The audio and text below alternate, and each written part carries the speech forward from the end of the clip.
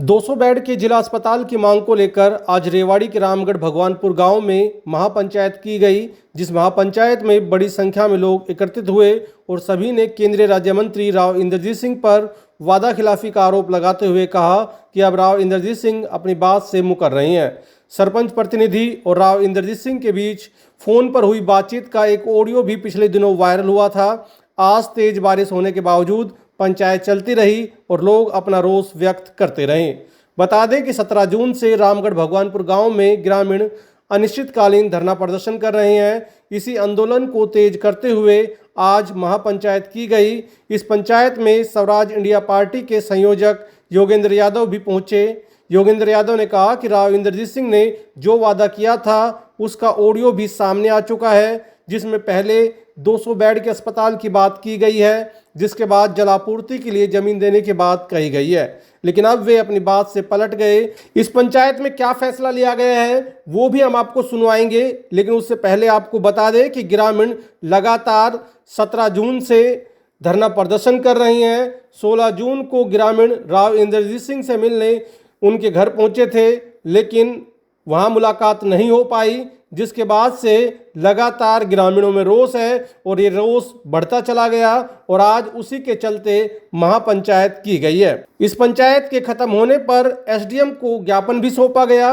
आज रामगढ़ भगवानपुर की जो महापंचायत हुई है वो इस इलाके की जनता, सिर्फ इस गांव की नहीं, इस इलाके की जनता एक क्षोभ व्यक्त कर रही है अपने साथ जो वायदा खिलाफी, जिस नेता को, जिस परिवार को इस इलाके ने 70 साल से अपने सर आंखों पे बैठाया हुआ है, वो खुल के वायदा करता है। अब तो ऑडियो का प्रूफ भी आ गया है कि भाई अस्पताल बनवा देंगे और साथ में एक छोटा काम और करवा दो, वाटर वर्क्स के लिए भी पैसे जमीन दे दो। गांव की जनता अपने वायदे पे कायम रहती है, लेकिन इस इलाके के जनप्रतिनिधि अपने वायदे से मुकर जाते हैं। सिर्फ मुकर नहीं जाते, जब जनता उनको वायदे याद दिलाने के लिए उनके घर पे पहुंचती है तो उनसे माफ़ी मांगने की बजाय, अपने वायदे को पूरा करने की योजना बताने की बजाय वो पुलिस से इस इलाके की सरदारी को खदेड़ने का काम करते हैं। जाहिर है जनता के मन में क्षोभ है, जाहिर है जनता सवाल पूछ रही है कि भाई क्या हुआ तेरा वादा।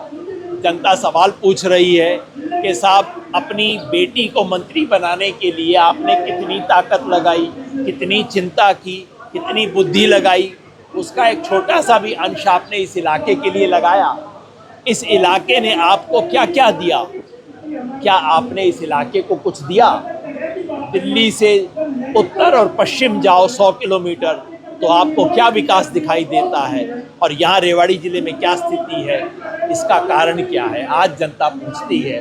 तो ये संघर्ष अब सिर्फ 200 बेड अस्पताल का नहीं है, ये संघर्ष इस इलाके के साथ जो राजशाही है और इस इलाके में जनता के साथ जो व्यवहार हुआ है उसके बारे में संघर्ष बन गया। ये बहुत दुर्भाग्य की बात है कि जब जनप्रतिनिधि जनता को वादा करता है, उन्होंने तो नहीं कहा था, गांव के लोगों ने तो नहीं कहा था उधर मत बनाओ हमारे यहाँ बनाओ, उन्होंने खुद वादा किया, और जब वादा पूरा नहीं कर सके तो एक गांव को दूसरे गांव से लड़ाने का काम कर रहे हैं। मैं कहता हूँ आप एक क्यों 5 गांव में बनाओ, 10 गांव में बनाओ। ये जो रेवाड़ी में इतने प्राइवेट अस्पताल बने हैं, बढ़े हैं, ये रेवाड़ी के विकास का लक्षण नहीं है।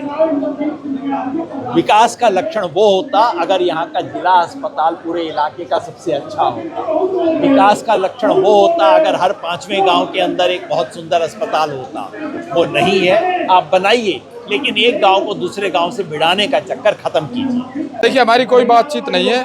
बाकी मैं सीएम साहब से रिक्वेस्ट करूंगा कि हमारी मांग को, जायज़ मांग है, और हमारे से बात करें और समझे और हमारी मांग को पूरी करें। देखिए, रास्ते की बात पहले थी, बाद में जब मैंने एफिडेविट साइन करवा लिए तो इन लोगों ने, जो डीसी, एसडीएम, बीडीओ, इन्होंने रास्ते के एफिडेविट देने के लिए मना कर दिया था कि रास्ते के एफिडेविट नहीं चाहिए, उनमें फिजिबिलिटी है। दूसरा, जब वहाँ से हमारा केस वापस आया, आपको वो कागज चाहिए तो डॉक्यूमेंट मिल भी जाएंगे। जब हमारा वापस केस आया है तो उसमें रास्ते का कोई ऑब्जेक्शन है ही नहीं। ये तो खाली एक बात को ना घुमाने और अड़जाने वाली बात है। दूसरा ये है कि अगर रास्ते की फिर भी कोई दिक्कत आती है तो हम हमारे गांव बस्ती आज जो प्रस्ताव यहाँ पास हो गया वो देने के लिए तैयार भी है। पंचायत में मुख्य तौर पर फैसला लिया गया है कि 12 तारीख तक ये सरकार भगवानपुर में हॉस्पिटल बनाने की कार्रवाई शुरू कर दे, नहीं तो 13 तारीख को यहाँ से कूद जाएगा, पैदल हजारों की संख्या में रेवाड़ी की तरफ कूद जाएगा और सरकार को बाध्य करेंगे बनाने के लिए। एक फैसला ये हुआ है। नंबर 2 फैसला, जो रामगढ़ भगवानपुर के पास गांव के लोग हमारे सांसद इंद्रजीत के पास नहीं, सांसद इंद्रजीत के पास, मंत्री के पास जो अपनी बात लेकर गए थे, उनकी सुनने की बजाय उनको अपमानित किया गया और उसके लिए इंद्रजीत माफी मांगे, नहीं तो एक बड़ा फैसला लेने के लिए जनता बाध्य होगी। नंबर 3, जो लोगों को फूट डालने की जो यहाँ इस गांव उस गांव में जो की जा रही है, हम उसकी निंदा करते हैं। वो एक कुछ नीच स्वार्थ के लिए की जा रही है। जब गोकलगढ़ का 5 एकड़ का केस रिजेक्ट कर दिया हरियाणा सरकार ने, तो आज शहबाजपुर खालसा का जो 5 एकड़ का जो दिया गया है उसका क्या मायना है? भगवानपुर के अंदर क्या आर्ट है? अभी तक ना तो स्वास्थ्य मंत्री बता पाई, ना ही राव साहब बता पाए हैं। भाई यहाँ क्या आर्ट है? क्या यहाँ एक्सेस पहुँच नहीं है? ये NH 71 के साथ है, 3 एकड़ की दूरी के ऊपर है। ये नया बस स्टैंड के नज़दीक है, 1.5-2 किलोमीटर की दूरी के ऊपर है। ये IG रोड की तरफ है। तो ये लोगों के साथ अन्याय क्यों किया जा रहा है? अरे जब गांव के लोगों ने पेयजल के लिए, रेवाड़ी की प्यास बुझाने के लिए अपनी सस्ती दर के ऊपर ज़मीन दे दी 10 एकड़, और आपने हॉस्पिटल का आश्वासन दिया, अब आप मुकर रहे हैं। ये क्या खेल किया जा रहा है? हॉस्पिटल का जो है वो जैसा कि पहले एक बार भगवानपुर में भी जैसा कि यहाँ बताया गया है कि साइट देखी गई थी, और अभी जो है वो हम जो ज्ञापन में इन्होंने लिख के दिया है पंचायत ने, वो ज्ञापन हम मार्फत प्रशासन सरकार को भेज देंगे। आगे सरकार की तरफ से जो भी निर्णय लिया जाएगा। अभी कोई फाइनल हुई है सर? साइट कोई जगह फाइनल हुई है? जैसे शाहबाजपुर की घेर देके फाइनल हो रही है, क्या हो गई बात? नहीं, अभी कोई फाइनल नहीं हुई है, वो तो आपको भी पता चल जाएगा। बाकी अभी ऐसा कुछ नहीं।